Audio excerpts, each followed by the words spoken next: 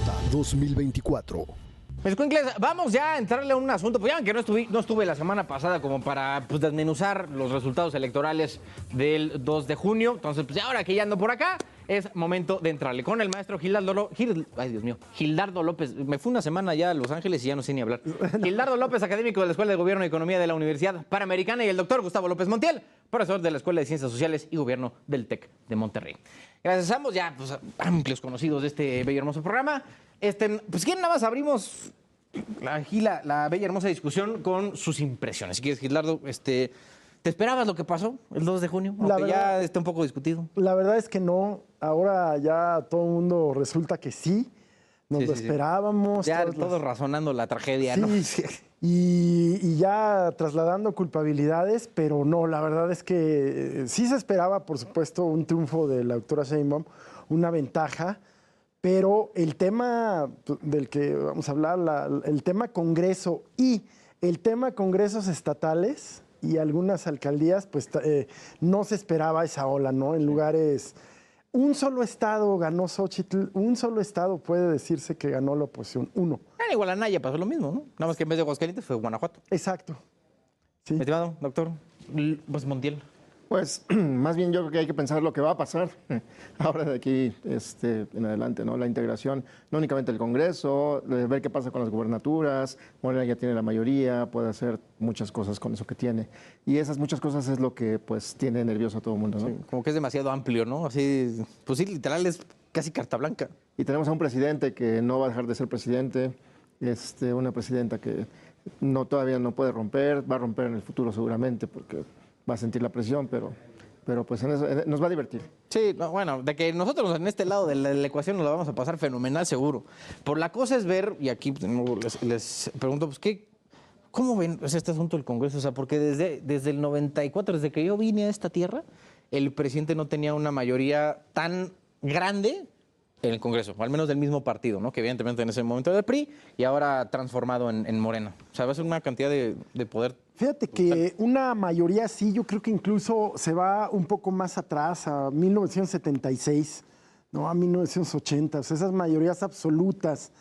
No sí, solo... Era el PRI o nada, ¿no? Exacto. De repente había un gobernador, splash, ¿no? Ahí era un Baja gobernador California, ahí, Rufo. o incluso en el Congreso que tenías ahí pues 3 puntitos azules y eso. Exacto, y la pseudoposición del momento, ¿no? El PARM, esos partidos satélites. Sí, del PSUM y todo eso. Pero es un escenario más parecido a esas mayorías verdaderamente abrumadoras, más que absolutas, de los 70s y hasta los 80s. Y como dice el doctor, pues el peligro está en que ya son otros tiempos, o sea, el poder, tanto poder concentrado en quién.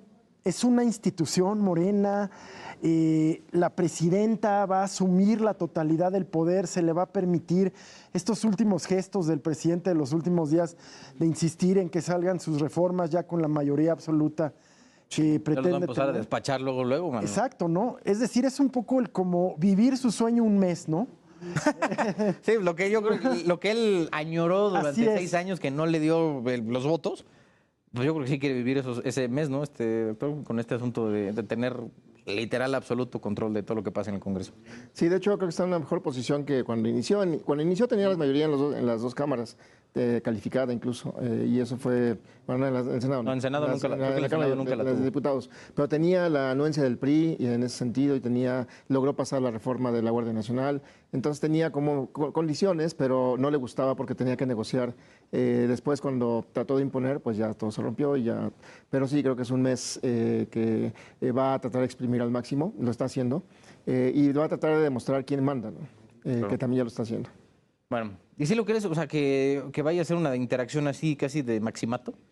Pues yo creo que Claudia Sheinbaum va a tener que romper en algún momento. Va a tener que hacer un cedillo, ¿no? En algún punto. Va a tener que aplicar la de Calles. Ándale. Bueno, la de Cárdenas, ¿no? La de Cárdenas con Calles y Cedillo con Salinas. Así es. Que fue esa dinámica. Y creo que eso va a generar un movimiento importante dentro de Morena. Habrá que ver qué pasa, porque Morena es una combinación de muchos grupos y muchos de ellos son leales al presidente, más que a Claudia Sheinbaum. Pero ni así, ¿no? Bueno, pues yo siento que eso va a ser la parte importante. ¿Quién sabe cuándo se vaya a dar?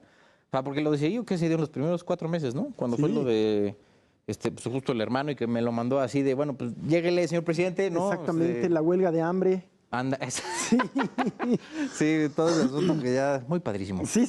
O sea, tendría que ser, en teoría, si el rompimiento existe, tendría que ser en los primeros meses, ¿no? Yo creo que va a tener que hacer un golpe de ese tipo.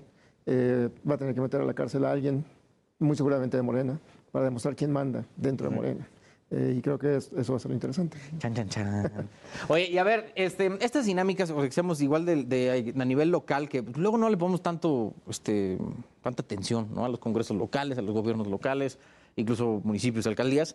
De nuevo, algunas que no parecían que fuera a pasar, arrasamos, ¿no? A nivel de Morena, pues, teniendo incluso, creo que en Tabasco, con el 80% de los votos, una cosa... Sí.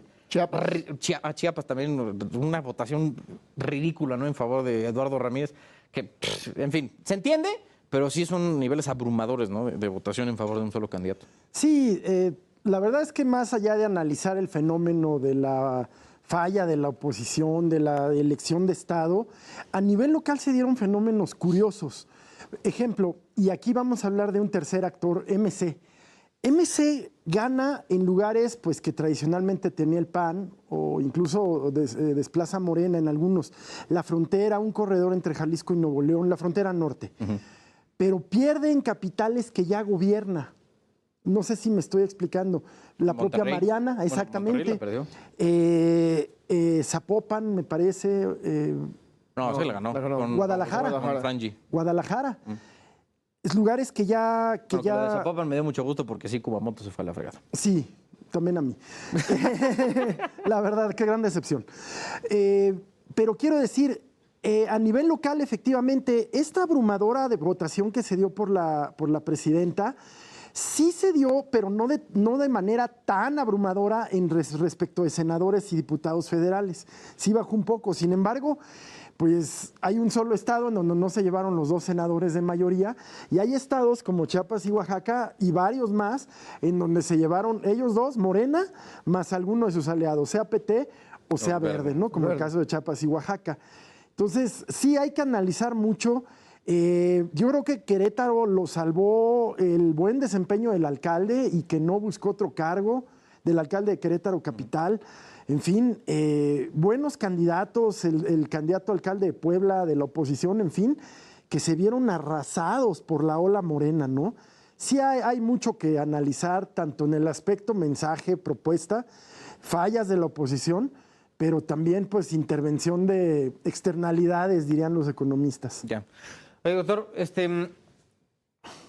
con este asunto que vamos a tener del Congreso, una mayoría brutal, se va a venir una discusión muy fuerte sobre representación, ¿no? Este famoso artículo 54, donde está puesto que solo puede tener un máximo 8% por partido. La cosa es ver cómo lo interpreta el INE, porque según leían con Ciro Murayama y otros, y José Woldenberg, que pues, no son cualquiera, ¿no? En este asunto electoral, los han puesto sobre la mesa el interpretar el partido también como coalición. Y yo creo que ese tipo de argumento va a ser un poco difícil de hacer, y 2, de que se acepte. Porque pues, el texto como tal en la Constitución dice partido. Que en ese momento no existen las coaliciones, ok, pero sigue siendo partido, ¿no? Sí. Ellos dicen que el espíritu del cambio, bueno, antes de que dijera partido, decía coalición, y que el espíritu del cambio o del planteamiento de la coalición se traslada a los partidos.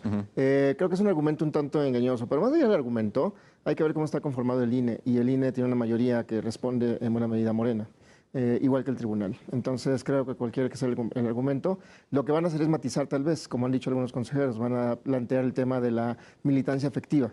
La militancia efectiva es que los candidatos, candidatas sean efectivamente militantes del partido que les postuló, que no pase lo que pasó aquí en la Ciudad de México, que de repente cambiaron. Una tracalada, güey. Sí, cambiaron de partido, pero al final de cuentas la idea es, creo que van a matizar un poco, pero no va a cambiar mucho en la Cámara de Diputados. Tal vez en la Cámara de Senadores van a bajar algunos senadores, pero al final de cuentas creo que la mayoría que tiene Morena dentro del INE y dentro del tribunal va a ser imposible que haya un efecto más sustantivo. Pues estamos de acuerdo que si les empieza, aunque vean -1 en los cálculos que ellos tenían contra lo que en teoría les están asignando el INE, van a ser un desmadre, güey. O sea, van a armar la de Santo Cristo con tal de que les den ese 1 que ellos creen que les pertenece. No, y además creo que hay que ver la integración.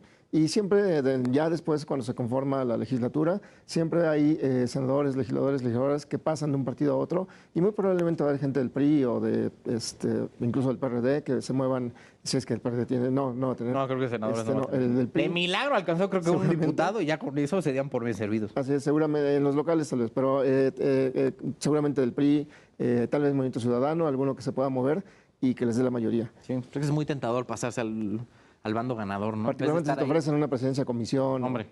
Sí, o sea, es más fácil tentar a 3 pelados que a 15 o 25. ¿no? Sí. Entonces, con eso se ve un poco endeble, ¿no? La contención que van a tener, al menos en senadores. Y sabes qué, complementando lo que dice el doctor, este tema de la sobrerepresentación, pues viene 2012, 2015, 2018, solo que 2012 y 2015 el PRI se las aplicó a la oposición. Sí. Fíjate, y hay otra cosa bien curiosa, en todos estos elementos de sobrerepresentación hay uno solo en donde no participa el Verde, que es 2018, donde en cambio participa el PES. ¿Cuál es el problema ahorita? El problema es que efectivamente la Constitución habla, el artículo 54 habla de partidos. Cuando se hace esta reforma, pues no se piensa en cambiar a coaliciones, porque el INE cambia el método de conteo de votos, ya no los cuenta por coalición, sino con voto como se hizo en esta elección. Pero más allá de eso, en 2018, no sé si recuerden que se enfrenta a Lorenzo Córdoba con una de sus primeras confrontaciones que tuvo con el Ejecutivo y con Morena respecto del tema de la militancia efectiva. Porque antes ya el PRI y el Verde habían aplicado, y el PES y luego PT en su momento, el dar militantes que salían como candidatos abanderados por Morena, por el PRI o por el Verde, pero que eran militantes del PRI, con lo cual aumentaban su umbral no solo de representación de mayoría relativa, sino también de representación proporcional. Entonces el INE saca unos lineamientos, Morena se duele muchísimo, pero operan. Sin embargo, ahora el tema pues es que además de esto que va a ocurrir, es que ese porcentaje chiquito, grande que se le da, poquito más a Morena, 9%, poquito más al Verde, 6%, poquito más al PT, se le resta a los partidos y a MC y a los partidos, bueno, a la oposición, se les resta. Y pensemos que un punto porcentual pues son casi, no me dejarás, 1 millón de votos o 100,000 votos, es muchísimo, ¿no? Entonces, cada uno de esa mordidita que le estás dándosela de sobrerepresentación, más la potestad que van a poder cambiar la Constitución, pues ya se ha vuelto, bien lo dice el doctor, una razón de Estado para el presidente López Obrador, y el famoso Plan C, eso fue, se hizo todo para obtenerlo, ¿no? Maestro Gilardo López, académico de la Escuela de Gobierno y de la Universidad Panamericana. Y, doctor, un absoluto y tremendo placer tenerlo de regreso, doctor López.